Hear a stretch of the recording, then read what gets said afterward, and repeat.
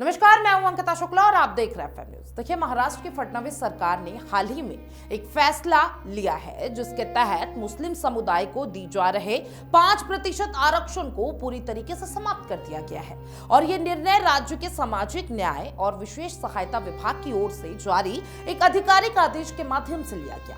आदेश में स्पष्ट कहा गया है कि विशेष पिछड़ा वर्ग ए यानी कि एसबीसी ए के अंतर्गत मुस्लिम समाज को दी जाने वाली जाति प्रमाण पत्र और जाति वैधता प्रमाण पत्र से जुड़े सभी पुराने शासन आदेश और सर्कुलर अब निरस्त माने जाएंगे।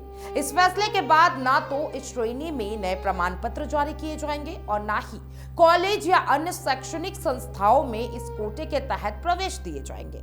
यह आरक्षण व्यवस्था वर्ष 2014 में लागू की गई थी, जब राज्य में कांग्रेस एनसीपी गठबंधन की सरकार थी और उस समय मुख्यमंत्री पृथ्वीराज चौहान के नेतृत्व में राज्य मंत्रिमंडल ने मुसलमानों को 5% और मराठा समुदाय को 16% आरक्षण देने का प्रस्ताव मंजूर किया था। और यह फैसला विधानसभा चुनाव से कुछ महीने पहले लिया गया। लोकसभा चुनाव 2014 में कांग्रेस और एनसीपी को राज्य में अपेक्षित सफलता नहीं मिली थी, जिसके बाद सामाजिक संतुलन साधने और कुछ वर्गों को राहत देने के उद्देश्य से ये निर्णय लिया गया था। अब मुस्लिम आरक्षण का आधार डॉक्टर महमूद उर रहमान समिति की सिफारिशें थी। अब इस समिति का गठन मुस्लिम समुदाय की सामाजिक और शैक्षणिक स्थिति का अध्ययन करने के लिए किया गया था। समिति ने अपनी रिपोर्ट में कहा था कि मुस्लिम समाज कई मानकों पर पिछड़ा हुआ है और उन्हें शिक्षा और सरकारी नौकरियों में 8% आरक्षण दिया जाना चाहिए। हालांकि सरकार ने 8% की बजाय 5% आरक्षण देने का निर्णय लिया।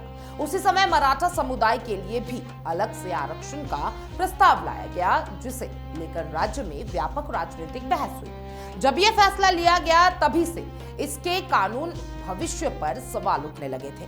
विपक्ष में रही भारतीय जनता पार्टी ने उस समय यह तर्क दिया था कि धर्म के आधार पर आरक्षण देना संविधान की मूल भावनाओं के खिलाफ है।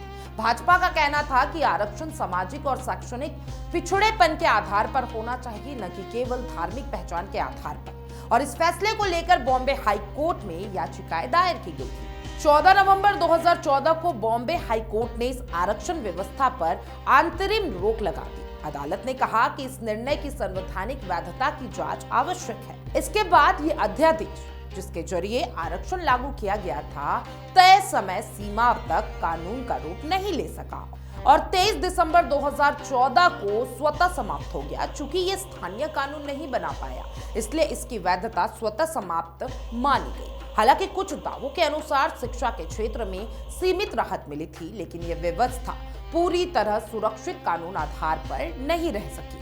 अब वर्तमान महायुति सरकार ने, जिसकी अगुवाई देवेंद्र फडणवीस कर रहे हैं, इस पूरे विवाद को औपचारिक रूप से समाप्त कर दिया है। सरकार ने अपने आदेश में हाई कोर्ट के अंतरिम स्थगन और अध्यादेश की समाप्ति का हवाला दिया। सरकार का कहना है कि जब अध्यादेशी कानून नहीं बना पाया तो उससे जुड़ी सभी सरकारी प्रस्ताव और सर्कुलर स्वतः समन्वय हो जाता है। इसलिए अब इस व्यवस्था को जारी रखना कोई आधार नहीं है।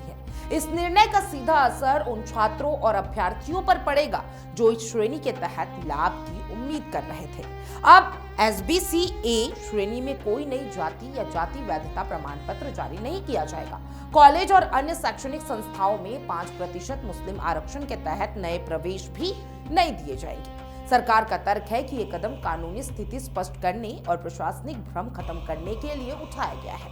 दूसरी ओर विपक्षी दलों ने इस फैसले का कड़ा विरोध किया। कांग्रेस और अन्य विपक्षी नेताओं का कहना है कि मुस्लिम समुदाय सामाजिक और शैक्षणिक रूप से पिछड़ा हुआ है और उसे विशेष सहायता की आवश्यकता है। वे सच्चर समिति और रंगनाथ मिश्रा समिति की रिपोर्ट का हवाला देते हैं, जिनमें मुस्लिम समाज की आर्थिक, शैक्षणिक और सामाजिक स्थिति को चिंताजनक बताया गया था।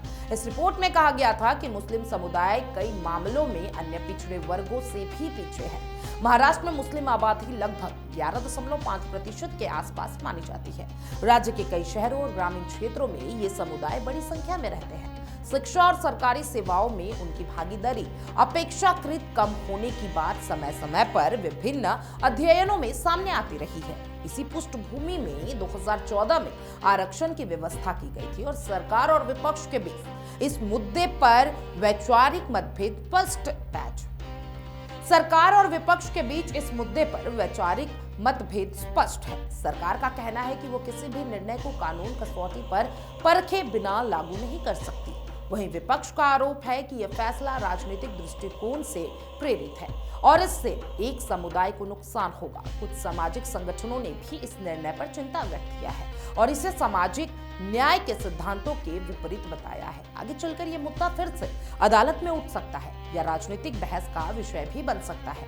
आरक्षण जैसे मुद्दे हमेशा संवेदनशील रहे हैं और इनका असर चुनावी राजनीति पर भी पड़ता रहा है। आने वाले समय में यह देखना महत्वपूर्ण होगा कि क्या मुस्लिम समुदाय के लिए किसी अन्य वैधानिक या फिर संवैधानिक आधार पर विशेष प्रावधान की मांग उठती है या फिर नहीं। कुल मिलाकर महाराष्ट्र में मुस्लिम समुदाय को दिया गया 5% आरक्षण अब पूरी तरीके से समाप्त हो चुका है। सरकार इसे कानूनी प्रक्रिया का परिणाम बता रही है, जबकि विपक्ष इसे सामाजिक न्याय के खिलाफ कदम मान रहा है। ये मामला केवल एक प्रशासनिक आदेश पर नहीं है, बल्कि सामाजिक समानता, संवैधानिक प्रावधानों और राजनीतिक दृष्टिकोण के बीच संतुलन का प्रश्न भी है। आने वाले समय में इस फैसले का सामाजिक और राजनीतिक प्रभाव किसी रूप में सामने आएगा, ये देखने वाली बात होगी।